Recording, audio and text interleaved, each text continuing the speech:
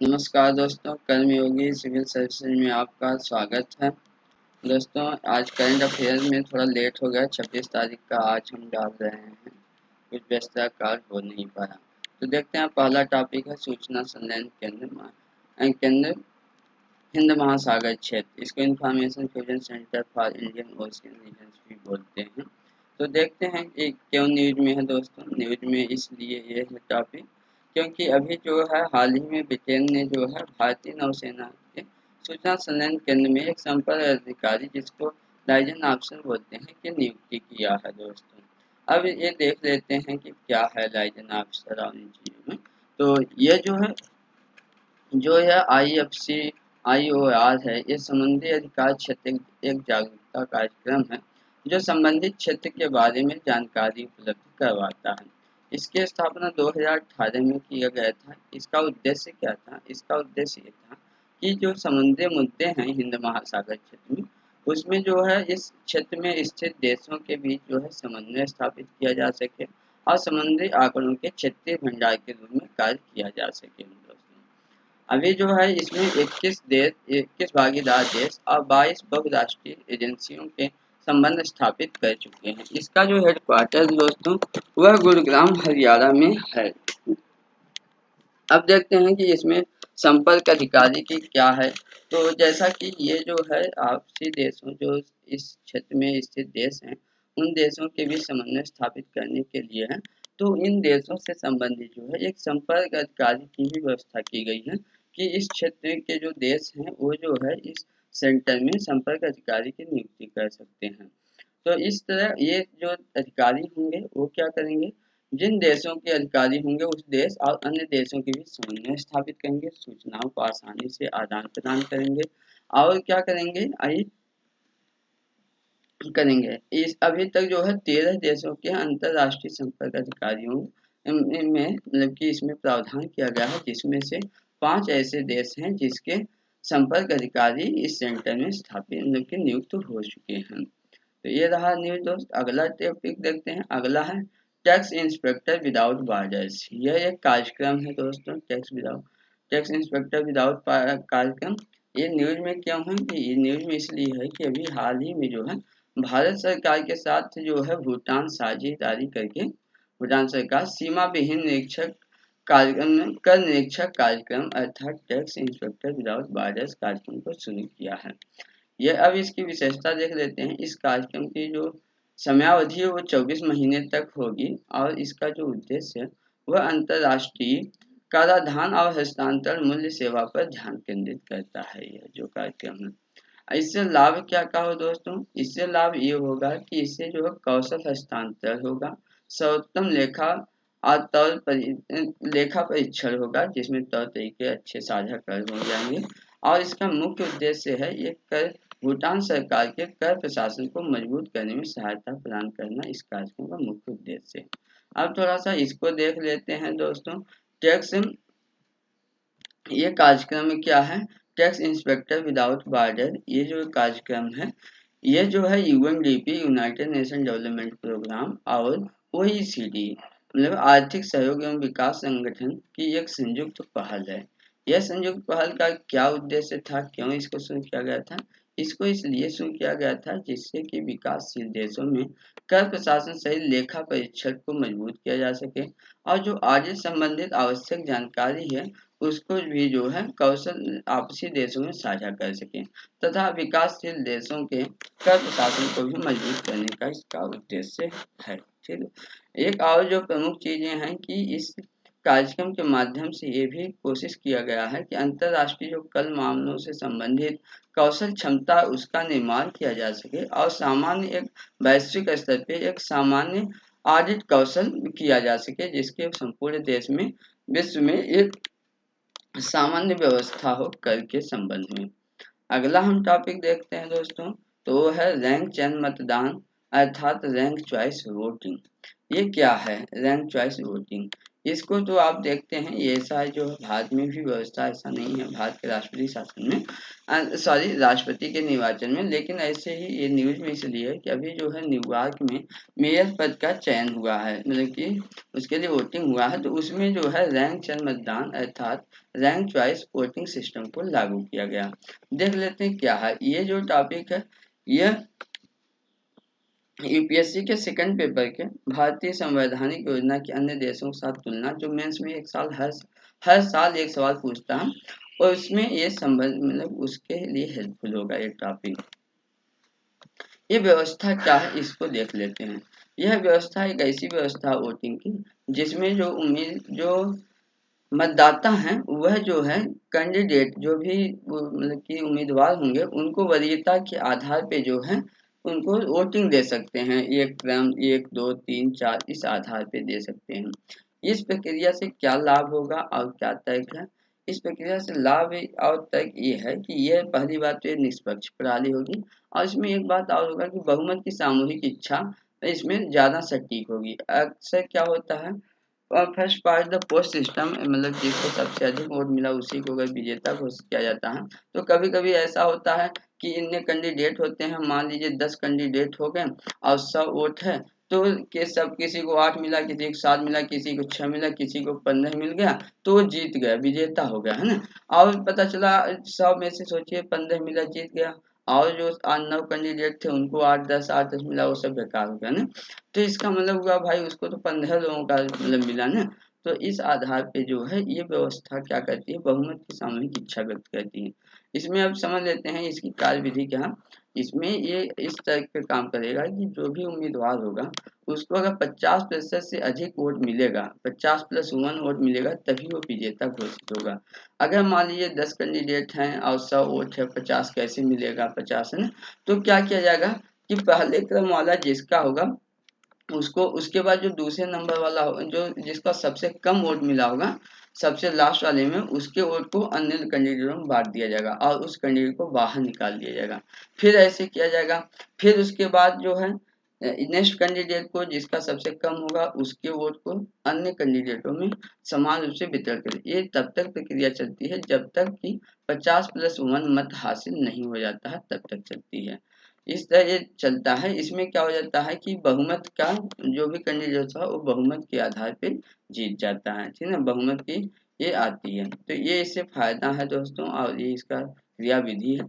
अगर वैश्विक रूप में देखा जाए तो इसके अलावा भी अमेरिका के 20 ऐसे जो हैं वो राज्य हैं जिसमें ये लागू है रैंक चॉइस वोटिंग प्रणाली। उसके अलावा ऑस्ट्रेलिया, आयरलैंड, न्यूजीलैंड और स्कॉटलैंड, माल्टा में भी ये नियम लागू हैं। इसके पक्ष में क्या तर्क दिए जाते हैं? इसके पक्ष में ये तर्क दिया जाता है कि जो विजेता कैंडिडेट होगा उसको अधिकांश भाग प्राप्त होते हैं, अधिक संयत और उम्मीदवार होते हैं, जिससे कि इनकी सशक्त ज़्यादा उम्मीदवार जिसका सशक्त आधार होता है वही जीतने का ज़्यादा चांस होता है। एक और इसमें जो है फायदा ये है कि नकारात्मक प्रचार में इसमें कमी आती है और जो इसके प्लस पॉइंट है वो है वास्तविक पसंद के उम्मीदवार के लिए प्रथम वरीयता भी मतदाता दे सकते हैं, ठीक है। ऐसा नहीं है कि मजबूरी में जितने कैंडिडेट उसी को चुनाव जिताए, नहीं, इससे ये भी पता चल जाएगा कौन उम्मीदवार किस योग्य है। विपक्ष में इसके क्या तर्क हैं? इसके विपक्ष में देखा जाए तो ये जो है काफी जटिल प्रक्रिया है, ये सबसे पहला तर्क हो जाएगा। और इसके जटिलता जहाँ पर होती है वहाँ संभव सिंपल सी बात है वहाँ त्रुटि होती है। यह कम लोकतांत्रिक प्रणाली है क्योंकि इसमें क्या है एक व्यक्ति और एक वोट के विचार को महत्व नहीं दिया जाता है, मतलब एक ही व्यक्ति है उसका वोट बांट दिया गया है ना, तो ये थोड़ा सा कम लोकतांत्रिक है। इसमें जो है खरीद फरोख्त भी हो सकती है वोटों की, बढ़ा दिया जाए किसी को निकाल दिया जाए, ज्यादा लोग होंगे। और दूसरी चीजें हैं कि एक दूसरे के साथ सौदा भी कर सकते हैं कैंडिडेट, ये थोड़ी इसकी क्या है विपक्ष में तर्क है, निगेटिव बातें हैं। थोड़ा और देख लेते हैं अगला टॉपिक क्या है। अगला टॉपिक है कि प्रतिस्पर्धा विरोधी अनुचित व्यापार पद्धति। अभी इस न्यूज में क्या है, अभी जो है भारतीय प्रतिस्पर्धा आयोग जो है वह देश भर में टेलीविजन ऑपरेटिंग में कथित मतलब कि कथित प्रतिस्पर्धा विरोधी व्यापार पद्धति को अपनाने के लिए गूगल के खिलाफ विस्तृत जांच का आदेश दे दिया है। ये न्यूज में है। अभी ये संबंधित मामला देख लेते हैं क्या है। अभी जो है लाइसेंस योग्य जो smart TV device operating system है, इसमें गूगल का सबसे ज़्यादा क्या है, उसका दबदबा बना हुआ है टीवी डिवाइस ऑपरेटिंग सिस्टम में। अब इसकी वजह से क्या है, प्रतिस्पर्धा आयोग ने ये पाया कि टेलीविजन ऐप डिस्ट्रीब्यूशन एग्रीमेंट के तहत जो है ये अनिवार्य प्री इंस्टॉलेशन जो टेलीविजन उपकरण निर्माताओं का ये प्रावधान है, उसका जो है अनुचित शर्त लगाने के बराबर है। मतलब कि उसके ये जो है उल्लंघन करता है। ये यह जो है अगर देखा जाए प्रतिस्पर्धा अधिनियम की धारा जो है 421 का भी उल्लंघन करता है। और ये अनुच्छेद 4 में क्या कहा गया है प्रतिस्पर्धा अधिनियम के, उसमें कहा गया है प्रभावी स्थिति के दुरुपयोग से संबंधित जो है इससे संबंधित है ये जो मुद्दा है इसमें। अगर देखा जाए भारतीय प्रतिस्पर्धा आयोग क्या है, भारतीय प्रतिस्पर्धा आयोग एक सांविधिक निकाय है जो 2002 के कंपटीशन एक्ट या प्रतिस्पर्धा अधिनियम के आधार पर इसका गठन किया गया। इसके अध्यक्ष और सदस्य की नियुक्ति केंद्र सरकार करती है।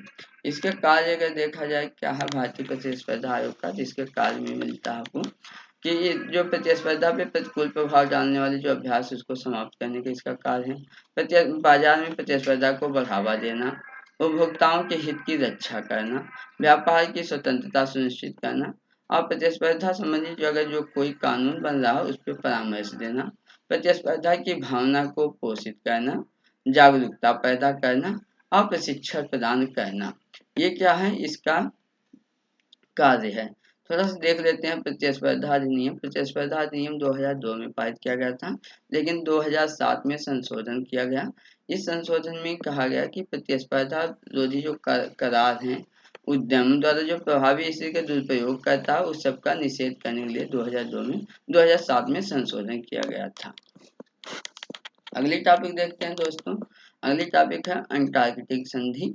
अंटार्कटिक संधि ये जो है यूपीएससी के पेपर 3 में मेंस के जीएस पेपर 3 से आप पर्यावरण संरक्षण, पर्यावरण प्रदूषण और क्षरण पर्यावरण प्रभाव आकलन से इसको तुलना कर सकते हो, उस टॉपिक में शामिल कर सकते हैं। इसमें न्यूज में क्या है, न्यूज में ये है कि अभी जो 23 जून को इसकी 60वीं इस अंटार्कटिक संधि की जो है 60वीं वर्षगांठ मनाई गई है। तो देख लेते हैं संधि क्या है, इसका महत्व क्या है, जो न्यूज में है 60वीं वर्षगांठ मनाई जा रही है।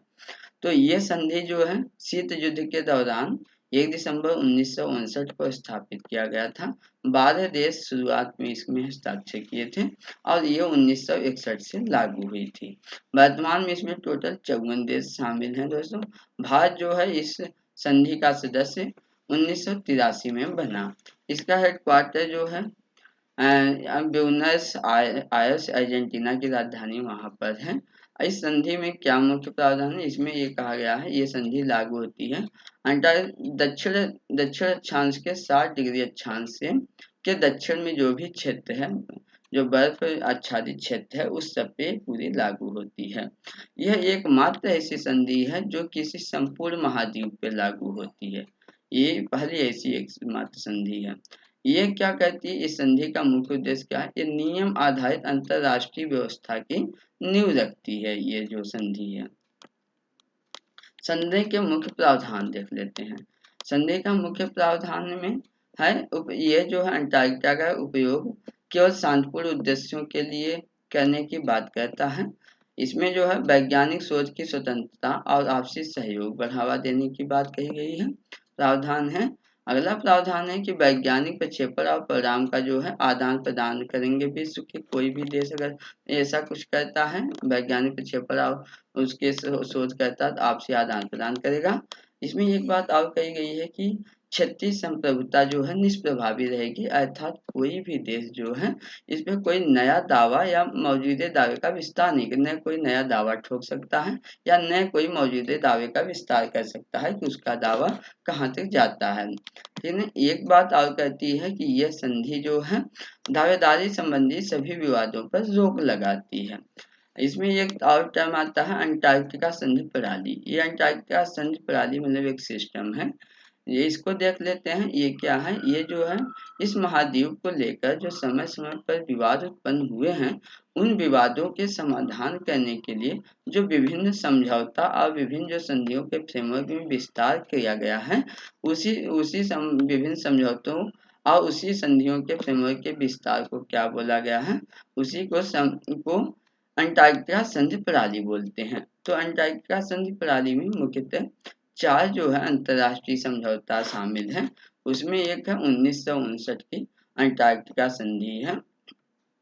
अगला जो इसमें इस समझौते में शामिल हो, अंटार्कटिका सील मछलियों के संरक्षण हेतु 1972 का अभिसमय है। अभिसमय मतलब कन्वेंशन जिसको बोलते हैं। अगला इसमें शामिल है अंटार्कटिका समुद्री जीवन संसाधनों के संरक्षण पर 1980 का अभिसमय है। और अंटार्कटिका संधि के लिए पर्यावरण संरक्षण पर 1991 का प्रोटोकॉल। ये 4 जो है अंतर्राष्ट्रीय समझौते इस संधि प्रणाली का अंटार्कटिका संधि प्रणाली के हिस्से हैं, भाग हैं। अगला देखते हैं कि इस संधि का अंटार्कटिका संधि का क्या वर्तमान में प्रासंगिकता है। अभी जो प्रासंगिकता बहुत ज़्यादा है, एक तरह से कह सकते हैं, क्योंकि 2020 में की जो परिस्थितियां हैं वो 1950 के दशक की परिस्थितियों से बिल्कुल भिन्न है। और ये जो है कई चुनौतियों का सफलतापूर्वक जवाब देने में संधि सक्षम है। अगला इसकी प्रासंगिकता में उपयोगी चीज है कि ये प्रौद्योगिकी और जलवायु परिवर्तन का जो काफी सुगम्य एवं सुलभ है, उसके लिए सहायक है। अगला जो है वैश्विक संसाधन को लेकर के जो समय समय पर देशों के हित आपस में जुड़ गए हैं, इसको ये स्पष्ट करती है। अभी इस अप्रासंगिकता इस संदर्भ में भी है कि अंटार्कटिका के विषय में चीन की जो मंशा है उसको लेकर थोड़ी सी अनिश्चितता बनी हुई है और खनन की संभावनाओं पे अधिक ध्यान दिया जाएगा। ये जो संधि की प्रासंगिकता खनन संबंधी जो प्रतिबंध लगाए गए हैं, इस संबंध में भी वर्तमान में काफी प्रासंगिक है। अब दोस्तों ये रहा हमारा आज का टॉपिक। उम्मीद करते हैं आपको समझ में आया होगा। आप जो है इसका जो है पीडीएफ डाउनलोड कर सकते हैं हमारी यूट्यूब के डिस्क्रिप्शन लिंक से जा करके, और जो है इसका जो है हमारे कर्मयोगी सिविल सर्विसेज के टेलीग्राम चैनल से भी जुड़ के इसका पीडीएफ प्राप्त कर सकते हैं। कर्मयोगी सिविल सर्विसेज के व्हाट्सएप ग्रुप से भी जुड़ करके आप इसका पीडीएफ प्राप्त कर सकते हैं। और डेली का करंट आप सुनते रहिए। आप अपना ध्यान रखिए, घरों में रहिए, सुरक्षित रहिए। धन्यवाद।